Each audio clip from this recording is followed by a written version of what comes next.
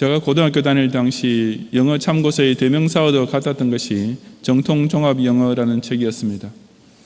거기 보면 매 과마다 유명 인사들이 글이나 연설문이 지문으로 실려 있는데 그중 아주 인상 깊었던 것들 중 하나가 흑인 인권운동가로 유명한 마틴 루터 킹 목사의 공개 선문이었습니다. 그 글은 인종차별이라는 것이 실제로 피부로 느끼는 당사자에게는 그 얼마나 고통스러운지를 생생하게 전해주는 것이었는데 그 제목은 Why We Can't Wait, 왜 우리는 기다릴 수 없는가 였습니다. 그 감동적인 글의 내용은 이렇습니다. 인종차별의 날카로운 화살을 느껴보지 못한 사람들로서는 기다리라 하고 말하기가 쉬울 것이라고 나는 생각한다. 그러나 악독한 폭도들이 당신의 부모를 마음대로 린치하고 당신의 형제자매를 기분 내키는 대로 물에 빠뜨리는 것을 당신이 보았을 때, 증오심으로 가득 찬 경찰관들이 당신의 흑인 형제자매를 욕하고 발길로 차고 짐승처럼 취급하고 심지어 죽이는 것을 당신이 보았을 때, 당신의 6살 난 딸에게 방금 텔레비전 광고에 나온 공공유원지에 왜 갈 수 없는지를 설명해 주려고 애쓰다가 당신의 혀가 뒤틀리고 말이 더듬어지는 것을 느끼게 될 때, 그리고 흑인 아이들은 놀이공원에 입장이 금지됐다는 말을 듣고 당신의 귀여운 딸의 작은 두 눈에서 눈물이 솟아오르는 것을 보게 될 때, 그리고 당신의 딸의 어린 마음의 하늘에 열등의식의 침울한 구름이 형성되기 시작하는 것을 볼 때, 백인에 대한 원한이 무의식적으로 일어나면서 그 어린 마음이 비뚤어지기 시작하는 것을 보게 될 때, 해가 떠나 해가 지나 백인과 유색인이라고 쓰인 그 괴로운 간판들을 보면서 당신의 마음의 굴욕을 느낄 때, 그리고 당신은 항상 까치발을 한 불안한 자세로 사는 금둥이라는 사실에 낮에도 어쩔 줄 모르고 밤의 꿈속에서도 시달림을 당할 때, 나는 아무것도 아닌 놈이라는 열등감과 영원히 싸워야만 할 때, 그때야 당신은 왜 우리가 더 기다릴 수 없다고 하는지 그 이유를 알 수 있을 것이다 라는 글이었습니다. 제가 이 글을 처음으로 읽게 됐던 순간 가슴이 뭉클해지고 눈시울이 축축해졌던 것을 지금도 기억합니다. 인종차별, 말이 간단해서 그렇지 그것을 직접 자기 피부로 체험해 본 사람에게는 정말 쓰디쓴, 정말 아픈 고통이겠다는 생각이 절로 들었기 때문이었습니다. 이것은 피부색을 가지고 사람을 차별한 경우이지만 인간 사회에서는 그런 인종차별 말고도 온갖 종류의 사람 차별이 예로부터 지금까지 계속해서 존재하고 있는 것입니다. 오늘 본문은 교회 안에서만큼은 그런 일이 결코 일어나서는 안 된다고 우리에게 경종을 울려주는 말씀입니다. 1절 하반절에 사람을 차별하여 대하지 말라고 했으며 또 9절에도 만일 너희가 사람을 차별하여 대하면 이라고 했습니다. 이 말은 원래 헬라어 단어의 문자적 의미로는 receive the face, 얼굴을 받다인데 우리나라 옛날 성경에는 사람을 외모로 취하다라고 원문을 직역해 놓았습니다. 하지만 지금 우리가 사용하고 있는 개역개정에서는 차별이라고 적절하게 의역을 했고 영어 성경에도 favoritism, 편애 혹은 partiality, 차별 같은 단어로 번역하고 있습니다.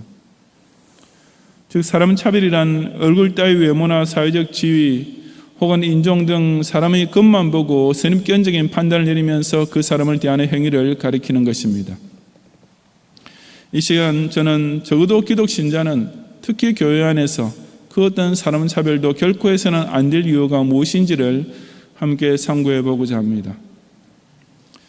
첫째, 사람 차별은 기독 신자가 본받아야 할 주님의 성품과는 정반대로 거스르는 행위이기 때문입니다.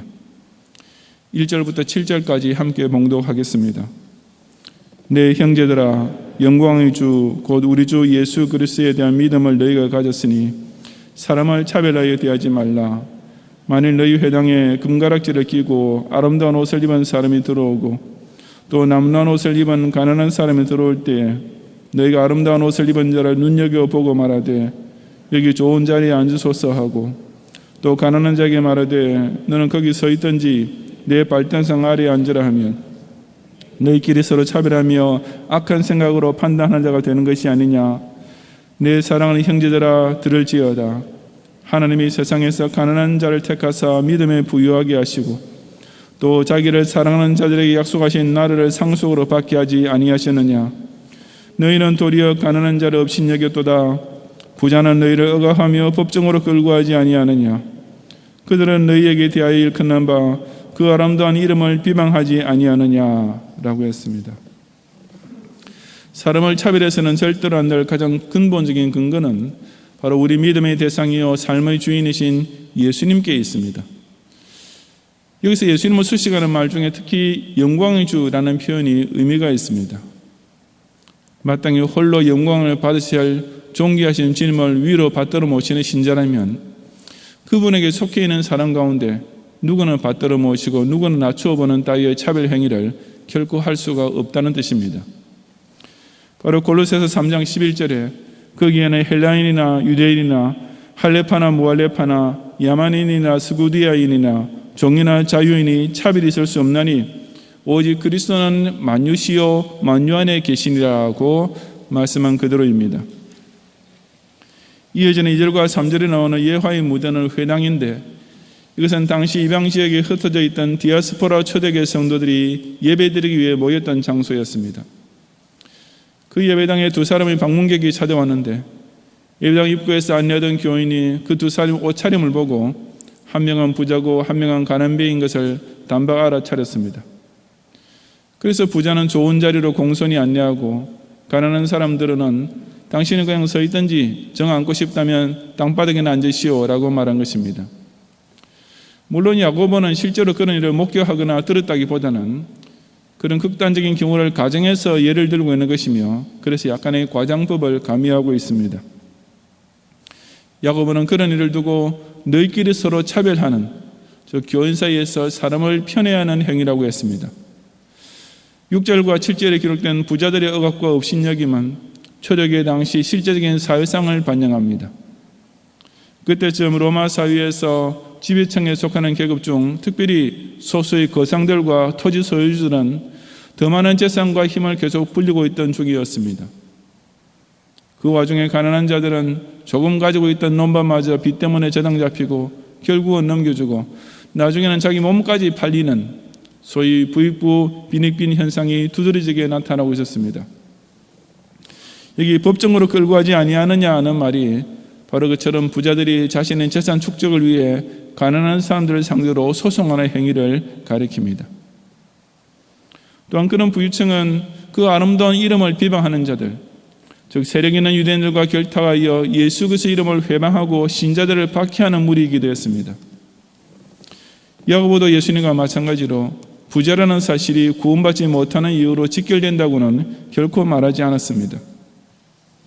하지만 낙타가 바늘귀로 들어가는 것이 부자가 하느님 나라에 들어가는 것보다 쉬운이라고 경고하신 말씀은 그 당시 다수의 부자에게 그대로 해당되었습니다. 초대교회 시절에 교회 안에서 부자 교인을 무조건 중히 여기고 가난한 교인을 멸시하는 빈부의 차별이 벌어지고 있었던 것이 사실이었던 것입니다. 야고보는 바로 그런 일이야말로 악한 생각으로 판단하는 행위, 즉 불신자들이 하는 것과 똑같은 식의 사람 차별이라고 책망한 것입니다. 그러면서 야고보는 무엇보다도 기독 신자가 자기를 택해 주신 하나님의 성품을 조금이라도 제대로 깨닫는다면 결코 그럴 수 없다고 5절에서 간곡히 권면하고 있습니다. 하나님께서 택자를 부르실 때는 결코 사람의 능력이나 외모를 가지고 판단을 내리지 않으시고 오히려 세상에서 가난한 자를 택해 주셨습니다. 이 말씀도 가난한 자라고 무조건 구원받게 된다는 뜻은 물론 아닙니다. 비록 사람에게는 멸시받는 가난한 자라 할지라도 오히려 믿음에 부유하게 하시고 또한 약속하신 나라를 상속받게 해주심으로써 세상에 부유하다고 자만하는 자들을 부끄럽게 만드시는 것을 강조하고 있는 것입니다. 실로 하나님의 성품이 그러하지 않습니까? 성자 하나님이신 예수 그리스도를 만나게 된 사람들의 입장을 한번 상상해 보시기 바랍니다.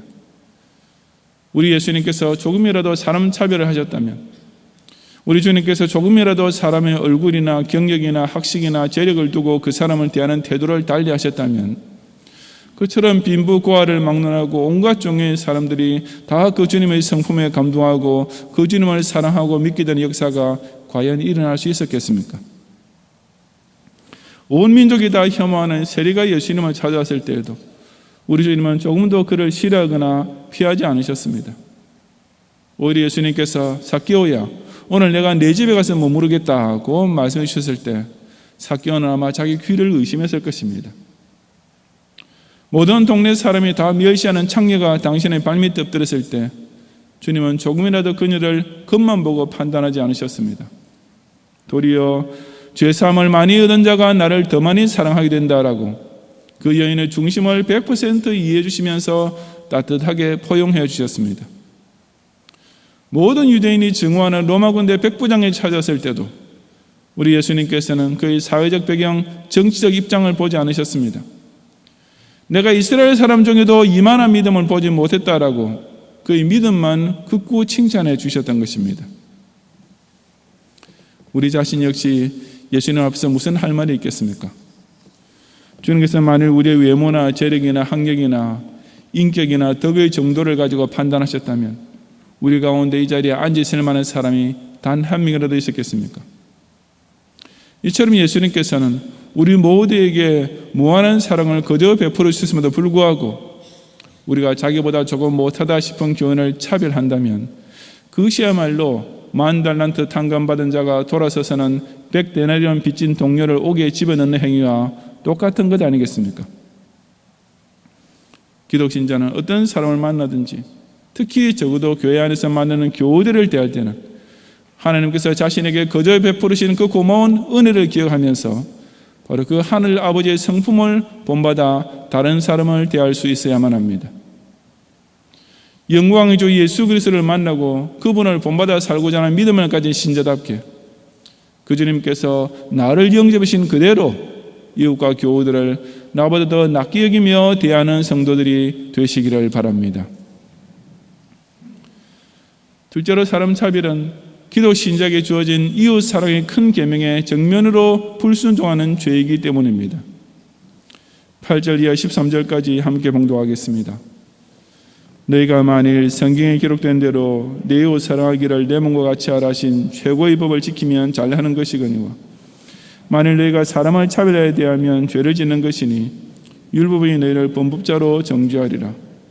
누구든지 온 율법을 지키다가 그 하나를 범하면 모두 범한 자가 되나니 간음하지 말라 하신 이가 또한 살인하지 말라 하셨은즉 내가 비록 간음하지 아니하여도 살인하면 율법을 범한 자가 되느니라. 너희는 자유의 율법대로 심판받을 자처럼 말도 하고 행하기도 하라. 긍휼을 행하지 아니하는 자에게는 긍휼 없는 심판이 있으리라. 긍휼은 심판을 이기고 자랑하느니라. 아멘. 사람을 조금 차별하는 것은 무슨 살인이나 혹은 배교 따위의 중죄에 비하면 별 대단치 않은 일인 줄로만 생각하는 자들에게 야고보는 깜짝 놀랄 만한 사실을 깨우쳐 주고 있습니다. 그는 여기서 사람 차별의 행위를 두고 내 이웃 사랑하기를 내 몸과 같이 하라고 하신 이 유명한 크고 첫째된 계명과 똑같은 둘째 계명을 지키는 것에 적용시키고 있습니다.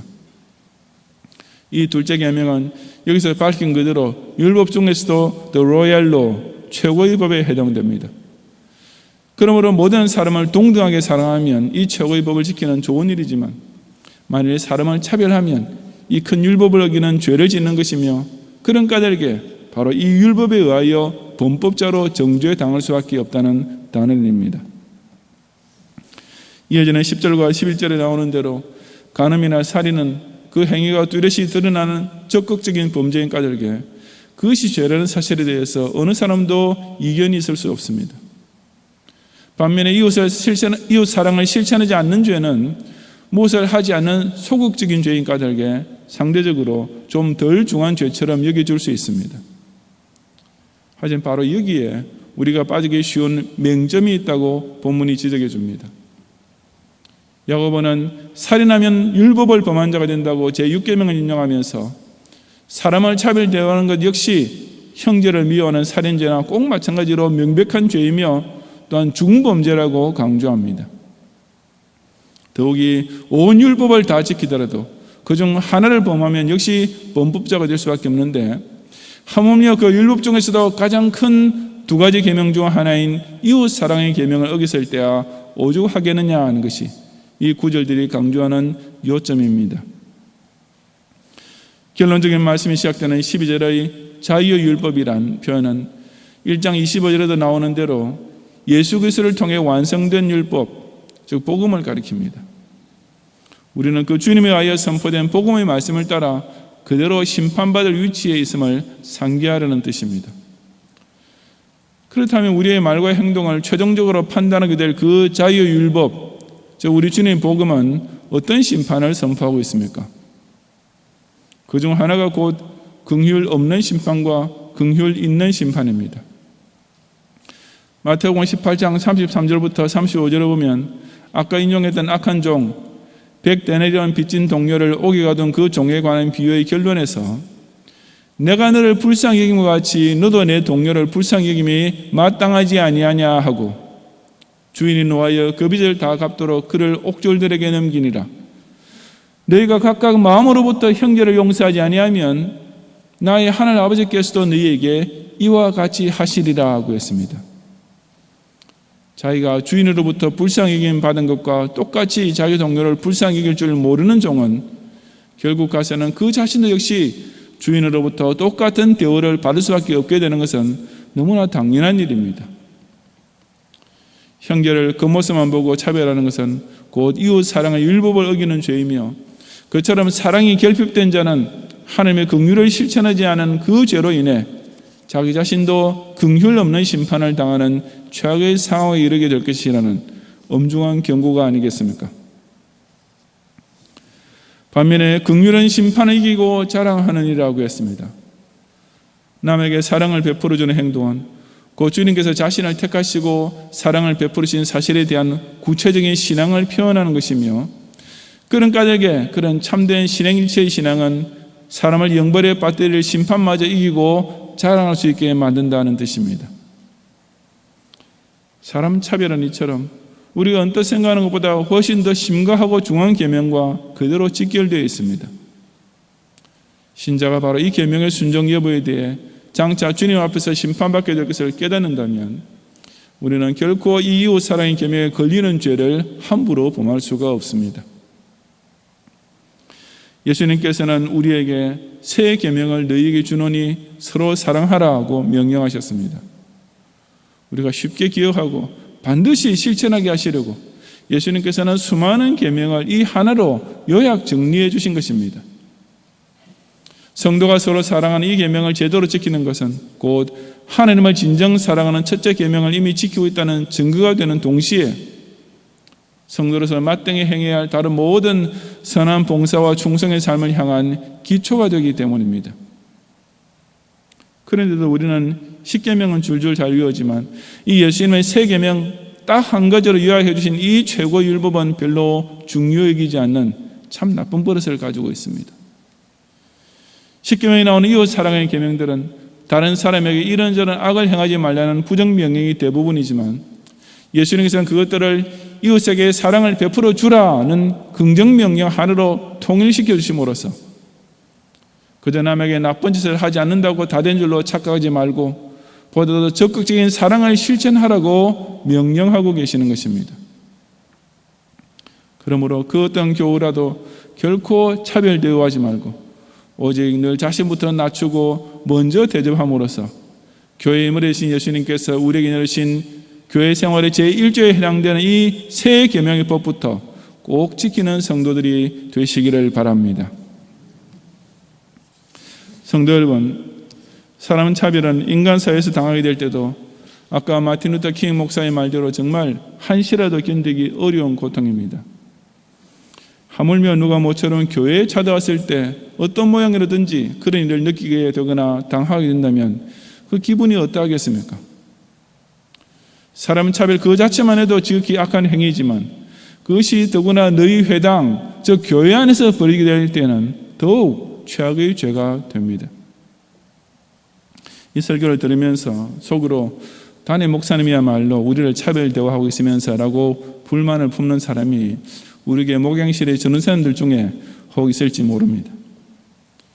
지금은 코로나 바이러스 때문에 잠시 중단되었지만 우리 교회에서는 교역자와 직원 간의 친선 소프트볼 대회를 매년 가졌었는데 초창기 몇 년 동안은 이기고 지고 하다가 3세는 지난 후부터는 교역자 팀이 무려 9연패를 당하고 있었습니다.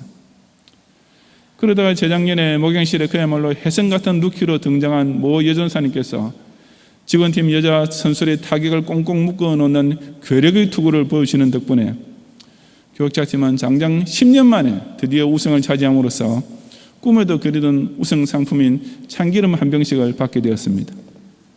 준우승은 들기름을 주는데 제가 개인적으로 들기름을 참 싫어하거든요. 그러니 제가 그 여전사님을 애지중지할 수밖에 없는 것은 어쩔 수 없지 않습니까? 그래서 주보발송처럼 팔을 써야 하는 일에 우리 목양실 에이스는 열애시키라고 특별 지시도 내리고 더운 여름철에 컨디션 조절하시라고 탁상용 미니 선풍기도 하나 사다 드리고 했던 것입니다. 그런데 그런 모습을 보고 몇 선임 여전사님들이 시샘을 내면서 투수 보호를 해주기는 그냥 오히려 제가 없을 때 은근히 구박까지 하고 있는 것 같습니다. 바로 어제 점심때도 그런 일이 생겼습니다. 전사님께서 모여서 점심 식사를 마치고 무슨 사다리 타기라는 것을 하기에 저는 아마 설거지 담당을 뽑는가 보다 싶어서 에이스 전사님은 그 사다리 타기에서 열애시키라고 말했습니다. 그랬더니 돌아서는 제 등 뒤에서 어느 여전사님이 목사님이 사람 차별하시네라고 구시렁거리는 소리를 제가 들었습니다. 제가 목소리를 알아요. 그 전사님은 사람 차별이 진짜 어떤 것인지를 나중에 제대로 한번 맛보게 될 겁니다. 이 자리에서 분명히 말씀드리지만 제가 그 전사님 맡기는 것은 결코 차별이 아니라 어디까지나 선택적인 사랑입니다. 하나님께서 저와 여러분을 당신의 선하신 뜻대로 선택하셔서 사랑해주는 그 사랑하고 똑같은 거예요. 오히려 자기는 목양실 팀에 아무 공헌을 끼치지 못하는 물타자이면서 그런 수은갑 에이스를 질투하는 것이야말로 진짜 부당한 사람 차별이 아닐까요? 목양실 안에서만 국한된 그 약간의 불미스러운 일만 제외한다면 우리 경영교회 안에서 아름다운 옷 입은 사람과 더러운 옷 입은 사람을 두고 성도 간에 서로 차별하는 일은 없을 것입니다. 교육자가 헌금 많이 하는 교인과 헌금 적게 하는 교인을 두고 차별하는 그런 유치한 일도 물론 전혀 없을 것입니다. 하지만 이 교회 교인들 사이에서 내가 개인적으로 차별을 두고 사랑하며 차별을 두고 교제한 일은 정말 전혀 없겠습니까? 신앙생활을 잘하고 자기에게 점잖게 대해주는 교인에게만 마음이 끌리고 교회 생활에 자주 문제를 일으키는 교인을 신방하고 위하여 기도하는 것은 등한히 하는 교육자가 만약에 있다면 그것은 분명히 사람 차별입니다. 같은 전도회나 구역 안에서도 나와 말이 잘 통하는 교인하고만 가까이 지내고 그렇지 못한 교인과는 그저 어색한 인사만 슬쩍 하고 돌아서 버리는 것이 편하다고 생각된다면 그 역시 이미 차별 대우를 시작하고 있는 것입니다. 좋은 사람 좋고 싫은 사람 싫은 것은 사람이라면 어쩔 수 없지 않은가라고 생각하십니까? 그렇게 어쩔 수 없다고 생각해서는 절대로 안 됩니다. 왜냐하면 그 어떤 모양으로든지 그것은 곧 내 이웃 사랑하기를 내 몸과 같이 하라고 하신 최고의 법을 정면으로 거역하는 죄가 되기 때문입니다. 또한 그것은 하나님께서 자기를 부르신 그 무조건적인 사랑의 성품을 전혀 깨닫지도 감사할 줄도 모르고 있으며 그 주님을 본받으려 하는 노력을 조금도 하지 않고 있음에 대해 변명의 여지없는 증거이기 때문입니다. 혹 조금이라도 대하기 어려운 성도를 만나면 좀 거부감 상대를 무슨 곤란한 상황에서 대하게 될 때면 저 유명한 찰스 쉘던의 책 제목 예수님이라면 어떻게 하실까를 한번 생각해 보시기 바랍니다. 예수님이라면 이런 경우에 이런 사람을 어떤 식으로 대해 주셨을까 하고 우리 영광의 주 그리스도의 성품을 상기하고 닮아가려 애써 보시기 바랍니다. 그렇게만 한다면 적어도 우리는 사람을 미리 차별함으로써 그 사람을 사랑할 수 있는 기회를 놓치는 잘못을 막을 수 있지 않겠습니까? 그런 습관만 들일 수 있다면 잘못하면 구원할 수 있었던 한 영혼을 나의 편애와 차별로 인해 완전히 놓쳐버리는 엄청난 과오를 저지르지 않을 수 있지 않겠습니까? 잘 알려진 유명한 예화입니다. 100인만 모이는 어느 미국 교회가 있었습니다. 지금도 그런 교회가 사실 있습니다. 한 흑인 아이가 그 교회에 들어가려 하다가 입구에서 제지를 당해 쫓겨났습니다. 그래서 그 아이가 교회당을 올라가는 계단에 엎드려 울고 있는데 예수님께서 나타나셔서 얘야 너 왜 거기서 울고 있니? 라고 물으셨습니다. 제가 저 교회 들어가고 싶은데 못 들어오게 해서 그래요 라고 그 흑인 아이가 대답했습니다. 그러자 예수님께서는 그 아이를 안고 쓰다듬으시면서 괜찮다 울지 말아라 나도 그 교회에는 들어가지 못했단다 라고 말씀하셨다고 합니다. 약하고 가난하고 못난 사람이라고 차별하고 멸시하는 교회는 그 약하고 가난하고 못난 사람의 친구가 되시고 주님이 되시는 예수님을 문전박대하는 교회입니다. 이 지극히 작은 자 하나에게 하지 아니한 것이 곧 내게 하지 아니한 것이니라 하고 마지막 날에 책망받을 교회인 것입니다. 우리가 형제 중에 지극히 작은 자 한 사람을 가벼이 대하면 그것은 곧 우리가 영광의 주 예수님을 홀대하는 자가 되고 마는 것을 잊지 말아야 합니다. 사람을 차별하여 대하지 말라. 하나님께서 못난 우리를 택하실 때 보이신 그 아가페 사랑의 성품을 기억하고 장차 우리가 판단받게 될 새 계명의 법을 상기하면서 이 경량교회 안의 형제자매 사이에서만이라도 실로 조건 없는 사랑, 차별 없는 교제를 늘 나누는 성도들이 되시기를 주님의 이름으로 축원합니다.